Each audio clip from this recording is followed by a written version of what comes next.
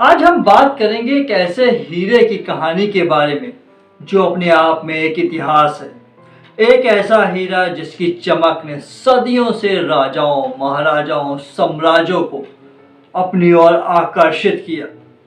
हम बात कर रहे हैं कोहिनूर हीरे की। इस वीडियो में हम जानेंगे इस हीरे की उत्पत्ति, इसके मालिक के बदलते हाथ और आखिरकार ये ब्रिटिश ताज के गहनों का हिस्सा कैसे बना। तो आइए शुरू से अंत तक जानते हैं कोहिनूर हीरे की अनोखी और रहस्यमयी कहानी। कोहिनूर हीरे के बारे में कहा जाता है कि इसे ना तो कभी खरीदा गया और ना ही किसी ने बेचा। इसे या तो युद्ध में जीता गया या फिर किसी ने किसी को तोहफे के रूप में दिया।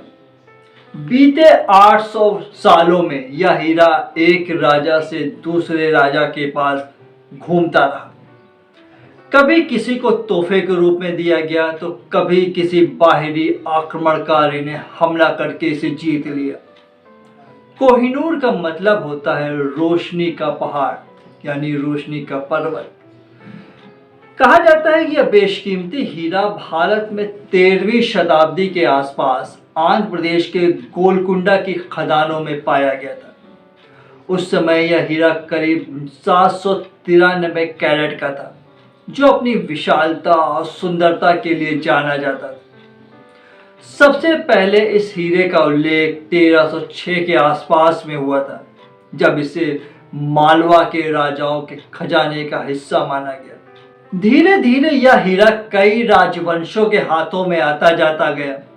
सबसे पहले काकतीय वंश, फिर दिल्ली सल्तनत के शासकों ने इसे अपने खजाने में शामिल किया। 1526 में बाबर ने पानीपत की पहली लड़ाई के बाद यह हीरा मुगल सम्राट के खजाने में आया और फिर मुगल सम्राटों की शान और शौकत का प्रतीक बन गया। मुगल साम्राज्य में कोहिनूर का एक खास स्थान है। शाहजहां ने इसे पीकॉक थ्रोन में लगवाया, जो उस समय की सबसे अद्भुत और आलीशान शाही कुर्सी मानी जाती थी। लेकिन मुगल साम्राज्य के पतन के बाद इस हीरे का सफर और भी खतरनाक हो गया। 1739 में नादिर शाह, जो कि एक फारसी शासक था, उसने भारत पर आक्रमण किया। नादिर शाह ने करनाल के पास अपने 1.5 लाख सैनिकों की बदौलत मुगल बादशाह मोहम्मद शाह रंगीला की 10 लाख लोगों की सेना को हराया था। दिल्ली पहुंचने पर नादिर शाह ने ऐसा कत्लेआम किया जिसका उदाहरण इतिहास में बहुत कम मिलता है। दिल्ली में कत्लेआम करने और लूटपाट करने के बाद वापस जाते समय वह कोहिनूर हीरा भी अपने साथ लूट कर ले गया। यहीं से इसे कोहिनूर नाम दिया गया, जो फारसी भाषा का शब्द है। नादिर शाह की हत्या के बाद कोहिनूर अफगानिस्तान के शासकों के बीच कई बार हाथ बदलता रहा और इसके लिए कई युद्ध भी हुए।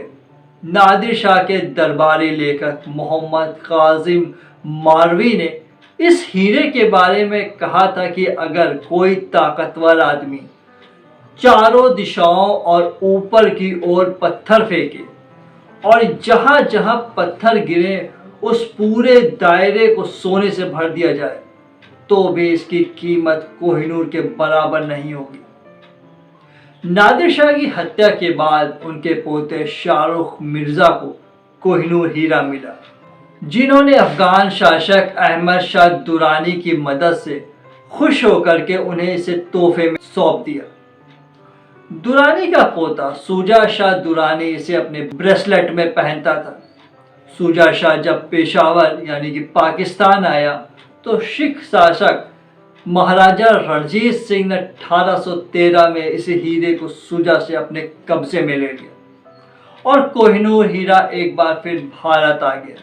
कोहिनूर पर लिखी गई पुस्तक Kohinoor the history of the world most famous diamond है, जिसे विलियम और अनीता आनंद ने लिखा है।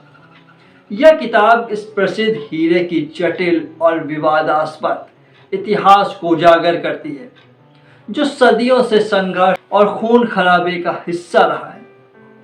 पुस्तक को 2 भागों में बांटा गया है।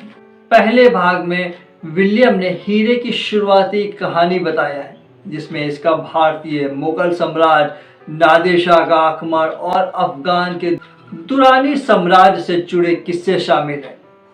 दूसरे भाग में अनीता आनंद ब्रिटिश अधिग्रहण और इसके इंग्लैंड पहुंचने के बाद विवादों पर चर्चा करती हैं, जैसा कि इसे महारानी विक्टोरिया के दरबार में पेश किया जाना और लंदन की ग्रेट एग्जीबिशन में इसकी प्रदर्शनी। यह किताब हीरे के इतिहास में उपनिवेशवाद, जबरन अधिग्रहण और सांस्कृतिक संघर्षों को भी शामिल करती है, जिससे यह केवल एक रत्न की कहानी न रहकर एक ऐतिहासिक यात्रा बन जाती है। 18वीं शताब्दी के आखिर में कोहिनूर पंजाब के महाराजा रणजीत सिंह के हाथों में पहुंचा। रणजीत सिंह इसे अपने ताज में चढ़वाना चाहते थे और यह हीरा सिख साम्राज्य की शान बन गया। महाराजा रणजीत सिंह कोहिनूर को दिवाली, दशहरे और बड़े त्योहारों के मौके पर अपनी बाह में बांध कर निकलते थे। जब भी कोई ब्रिटिश अफसर उनके दरबार में आता था तो उसको यह हीरा खास तौर से दिखाया जाता था। जब भी वे मुल्तान, पेशावर या दूसरे शहरों का दौरे पर जाते थे, कोहिनूर हीरा उनके साथ जाता था। लेकिन उनके निधन के बाद पंजाब पर ब्रिटिश ईस्ट इंडिया कंपनी का कब्जा हो गया और कोहिनूर को भी इन्होंने अपने हाथों में ले लिया। 1849 में जब ब्रिटिश ने पंजाब को पूरी तरह से कब्जे में कर लिया तो कोहिनूर को महाराजा रणजीत सिंह के उत्तराधिकारी से अंग्रेजों ने हड़प लिया।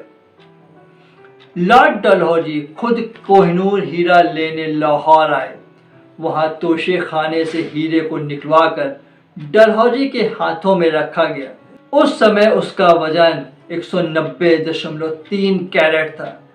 लॉर्ड डलहौजी ने कोहिनूर को पानी के जहाज से मेडिया से महारानी विक्टोरिया को भेजने का फैसला किया।